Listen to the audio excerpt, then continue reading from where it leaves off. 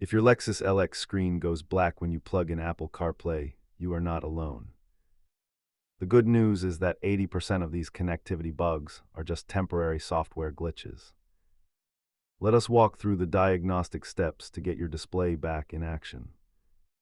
Start by swapping your cable, restarting your iPhone, and clearing the existing Bluetooth pairing profile. Dig deeper into your infotainment settings by performing a hard reset of the head unit. If the problem persists, check for physical port damage or outdated system firmware.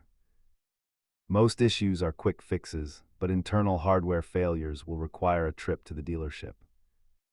Data shows that bad cables are the leading cause of black screens, followed by software glitches. If you are comfortable, use an OBD-I scanner to look for communication errors in the module. Keep a high-quality cable and a basic diagnostic tool in your glove box for emergencies. Always prioritize software updates before committing to expensive hardware replacements. If this helped, smash that like button and subscribe for more Lexus troubleshooting tips.